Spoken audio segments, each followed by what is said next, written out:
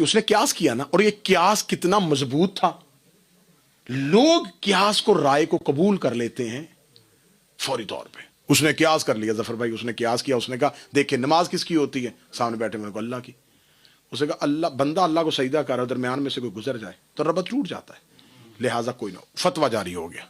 उन्होंने कहा लो जी फतवा है, कोई नहीं गुजरेगा।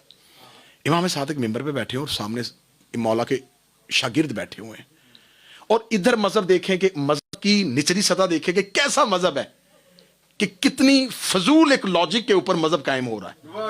और इधर इधर इमाम मिंबर के जीने पे बैठे हैं, सामने कोई केमिस्ट्री लिख रहा है, कोई फिजिक्स के असूल लिख रहा है, कोई मैथमेटिक्स लिख रहा है, सामने दुनिया के बड़े दिमाग बैठे हुए हैं, और इमाम सादिक अपने शागिर्दों को पढ़ा रहे हैं। ये चलता चलता आ गया, नुमान इब्ने साबत इसका नाम था। ये मस्जिद के अंदर आया, और मेरे सातवें शहनशाह, जिनका ज़ाहरी हयात तैयबा 4 या 5 साल है, मस्जिद के कोने में खड़े नमाज पढ़े और लोग आगे से गुजरे। नुमान बिन साबत अलमरूफ अबू हनीफा, उसने यूं देखा और इमाम सादिक की तरफ देखा। अब देखा कि इमाम लेक्चर दे रहे हैं और इमाम की यूनिवर्सिटी खामोशी, यार लोग सिर्फ लिख रहे हैं। पीछे खड़ा होकर लगा, फर्जंदे रसूल अपने बेटे को बताए ना कि नमाज, जहां नमाज पढ़ रहा है वहां सामने से लोग गुजर रहे। ये बात क्यों की थी? अपनी अहमियत वाज़े करने के लिए। इमाम फौरन मुझे आगे से दलीलें देंगे, मैं भी दलीलें दूंगा। फिर ये जो सामने शागिर्द बैठे लिख रहे हैं, ये लिखेंगे। एक बंदा आया था, नाम उसका नुमान इब्ने साबत था, उसने इमाम से एक बहस की थी। तो इतनी अहम डॉक्यूमेंट्स के अंदर कहीं ना कहीं मेरा नाम भी आ जाए। मेरे चौथे शहनशाह बाजार से गुजरे थे, एक बंदे ने पीछे से आके छड़ी से इमाम का अमामा जमीन पे गिराया।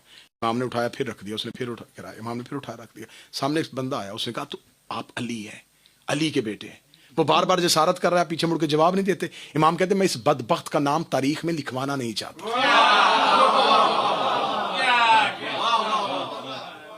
ये मशहूर हो जाएगा। सोशल मीडिया पर बंदे के कमेंट का जवाब ना दिया करें।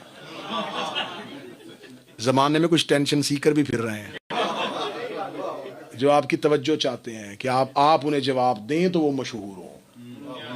उनकी सबसे बड़ी सजा ये है कि आप उन्हें जानते ही नहीं कि वो कौन है।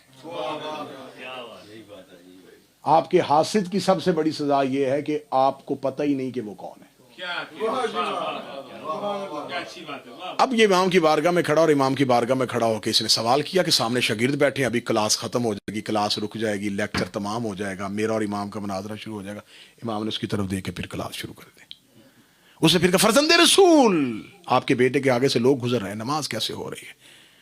इमाम ने एक लम्हे के लिए अपनी क्लास को रोकेगा, उससे पूछो।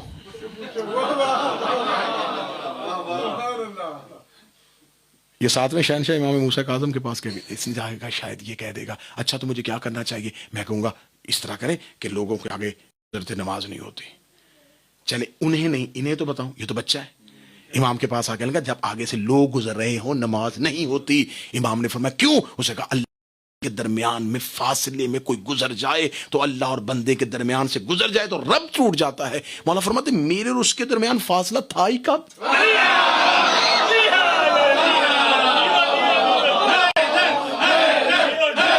कौन गुजर गया?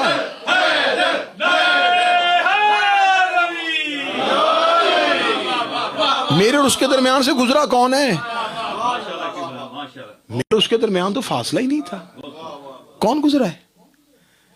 देखे शर्मिंदा होने के लिए कहा यह आपकी जाती दलील है, कुरान इसकी सबूत। इमाम का रुक मैं तुझे बताऊं, नहनु अक़रबु अलैहि मिन हब्लिल वरीद। खुदा कुरान में कहता है मैं शहरक से ज्यादा करीब। तो जो इतना करीब रहता हो फिर उसके दरमियान में फासला। हमने तुम्हें इंसानों का इमाम बना दिया, मेरी ज़रूरत होगा फरमाए जालिमों को होता नहीं दूंगा। इसका मतलब है कि इमाम सब कुछ हो सकता है। जालिम की जिद है अदल, आदिल, जो अदल करता हो। इंसाफ नहीं, इंसाफ तो काजी भी कर लेता है, इंसाफ और है, अदल और है। काम है अदल करना।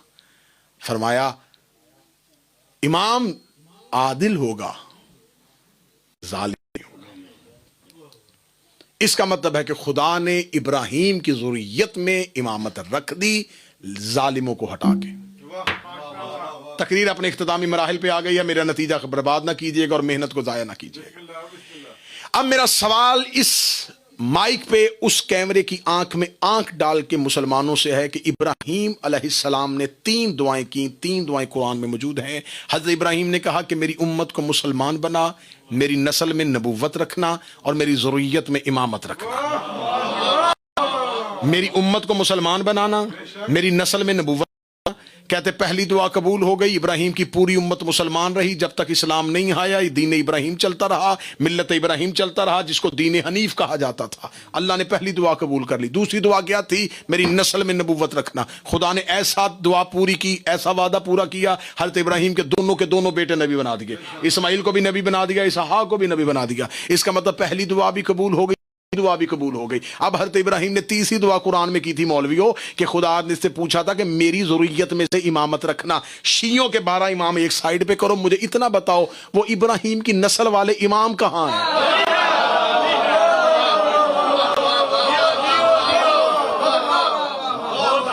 کہاں ہیں وہ ابراہیم کی نسل والے امام؟ یا تو پھر لکھو کہ اللہ نے ابراہیم کی 2 دعائیں قبول کی, تیسری نہیں کی.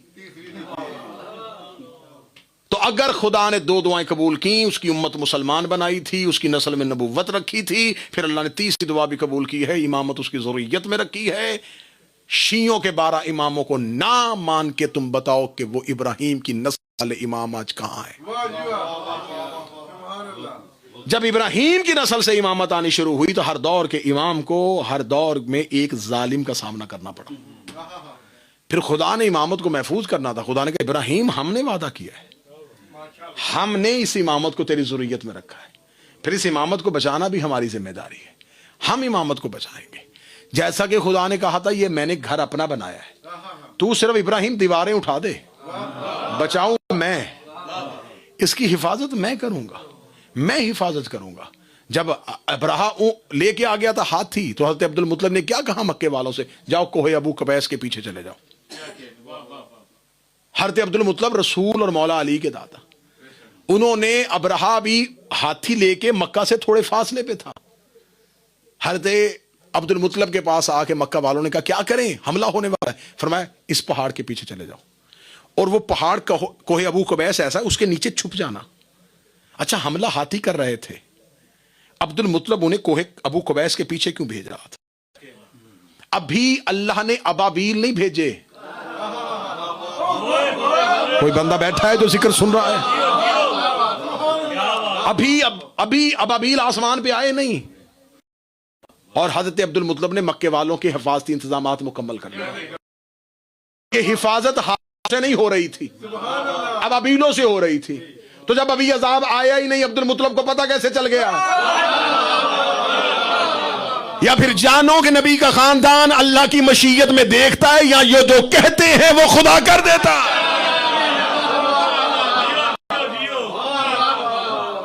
اور میں آج کے دن کا طریق ساز جملہ کہنے لگا ہوں.